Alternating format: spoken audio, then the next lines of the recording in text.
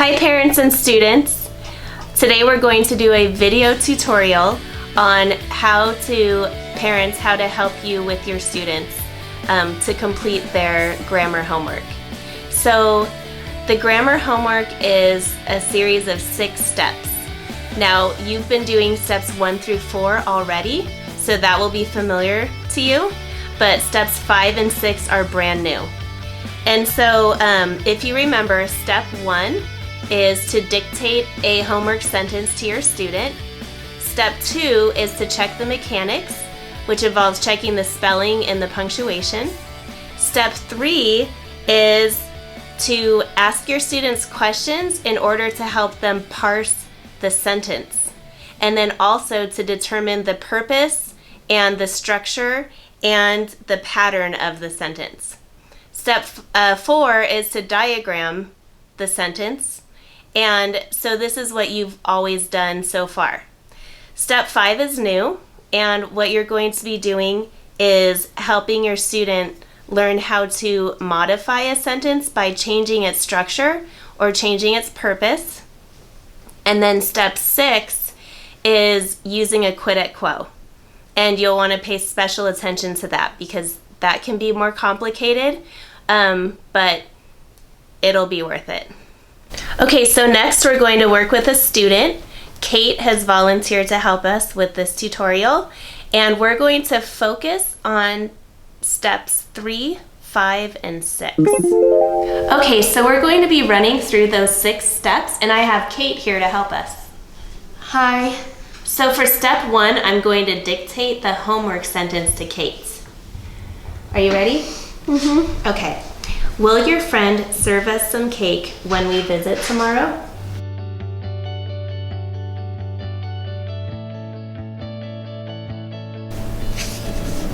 When what? We visit tomorrow.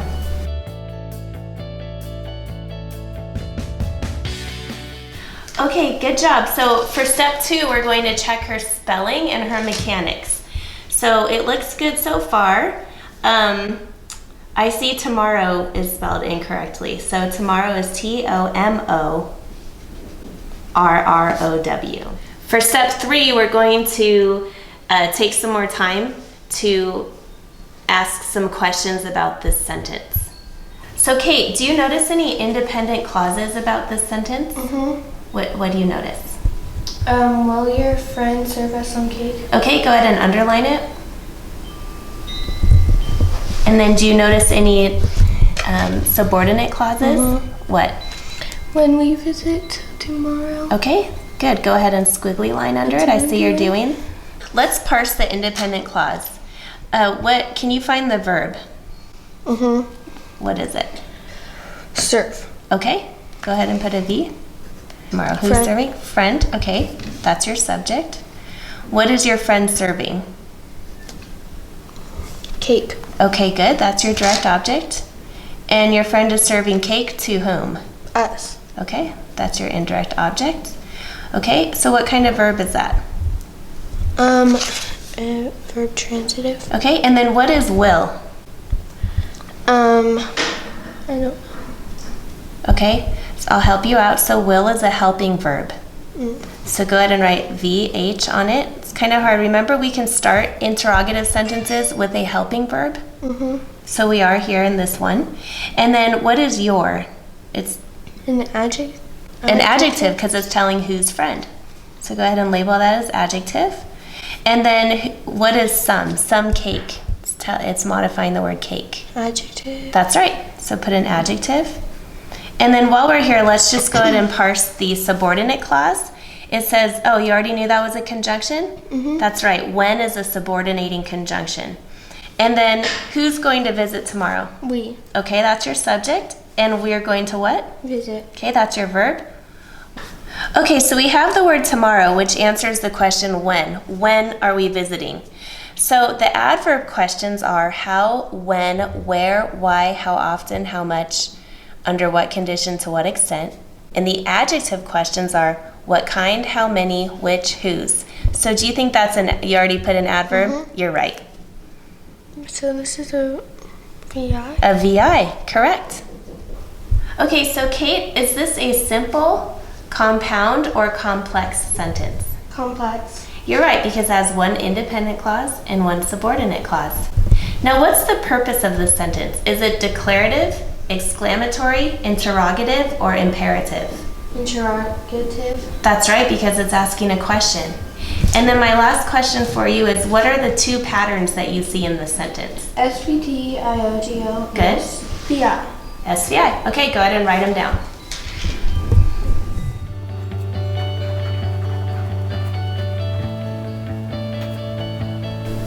Good job. For step 4, Kate's going to diagram the sentence.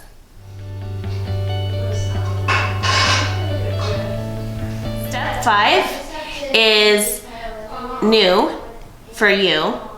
And what you're going to do is have your student modify the sentence. You're going to have them modify both the purpose and the structure of the sentence. Now you have two options to complete this step. The first option would be for you to talk to your student and ask them questions and have them respond to you verbally. The second option is for you to have your student write down the answers. The first option is quicker and requires your help. The second option is something that they could gradually do independently. So it's up to you and your student. Okay, so the first part of this step is going to be to modify the sentence and change the purpose. So Kate and I decided that we're going to do this step verbally. And so I'm going to take the sentence that we've been working with and only use that independent clause, the part that's underlined with a straight line. The sentence says, "Will your friend serve us some cake?" And I'd like you to change that to a declarative sentence. Your friend will serve us some cake. Perfect. Now change it to exclamatory. Your friend will serve us some cake. Perfect. And then it's already interrogative. So next, change it to imperative. Serve us some cake. Good job. The second part of step 5 is to change the structure of the sentence. Again, Kate and I are going to do this step verbally. And so Kate, the sentence says, "Will your friend serve us some cake when we visit tomorrow?" Right now, the sentence we've already determined is a complex sentence. So Kate, can you change this sentence to a simple sentence? Will your friend serve us some cake? Good. Notice that that just had one independent clause. That's a simple sentence. Okay, now can you change this sentence to a compound sentence? And remember, you would use a fanboy for this. Your friend will serve us some cake, but it looks disgusting. Good job. Okay, and then we would change it to complex. However, this sentence is already complex, so we'll stop right there. Now, Kate completed this step verbally, so I'm going to go ahead and write step 5 on her homework and write my initials for the homework, stating that it's completed. Okay, so to recap step 5, we changed the purpose of the sentence, and we also changed the structure of the sentence. Step 6 involves the use of our quid et quo worksheet, and this you will have to print for each sentence. And so Kate and I are going to model how to complete this worksheet. Okay, so Kate has already determined the structure, the purpose, and the pattern of her sentence, so she's just going to circle each of those here. And next, she's going to write on the second line here that says, write the sentence. She's going to write each word in its own space.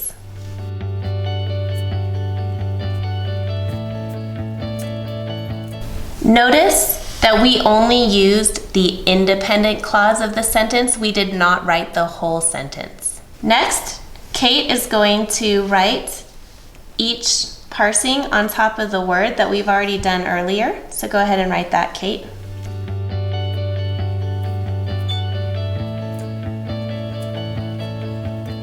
Okay, so Kate, will.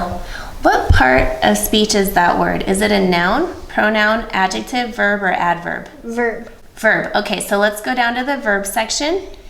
Is this a Intransitive, transitive, linking, or helping verb? Helping. That's right. And then is this for present, past, or future? Future. That's right, because we're asking if we're going to have cake. And then is this in the simple, progressive, perfect, or perfect progressive tense? Simple. Okay, and then is this singular or plural? Let's look at the word friend. It's one friend, right? So it's singular. And then what about person? First, second, or third? Third. That's right. Now let's look at the word your. What type of word is that? Adjective. Okay, so let's go down to adjectives. Is this possessive or limiting? Possessive. That's right, because it's telling you whose friend. Now, your is another type of word. Do you remember? It's a pronoun. It's also a pronoun. Is this a personal pronoun or an other pronoun? Personal. Okay, so go ahead and check that off. Is your first, second, or third? My, your, his, her, its. Second. Second, that's right. Go ahead and write it. And is your singular or plural? Singular. Uh-huh. And do we know if it's masculine or feminine? We don't know if it's a boy or girl, so just draw a line. And then it's not other. We already decided it's personal, so you can... Okay, good job. So now you can see that Kate has completely filled in the quid et quo. And parents, you'll have a quid et quo answer guide so that you can help your student. Okay, so parents, as usual, you'll get a homework page that looks like this, but you will notice that we also have that step 5 added to the bottom. This is what it would look like if your student decided to write the answers, but these answers are for you to help your student finish the step. This part is somewhat creative. Your student can come up with a variety of sentences, but these are just example ones. Now you could see that Kate's completed homework looks like this. She did not write step 5, instead we did it verbally. I'm going to give you a couple of options here. One option is to do the homework that Kate and I did. It goes along with how we've been doing homework all year. There is another worksheet that I'm going to attach that you can use that covers all of these steps. However, it does require a lot more printing on your part, so if you want to just stick to the lined paper, that's how I've modeled it. But you'll see on your homework that I will be giving you access to this worksheet, which covers steps 1, 2, 3, and 4, and then a second worksheet covers step 5. Again, this worksheet is optional. It requires a lot more printing, but it is convenient. If you'd rather just do it on the lined paper like we modeled, then that's perfectly fine. So this worksheet, the quid et quo, is not optional for printing. You will need to print this out for every sentence that your student has to quid et quo. We've been working on 4 sentences a week, and we're gonna change that to 2 sentences a week because of these extra steps. So this one is not optional, you do need to print it out. So that wraps up our video homework tutorial on steps 1 through 6 of the homework. I hope that was helpful. Please leave questions in the comments box for Google Classrooms. Have fun working through these with your students this week.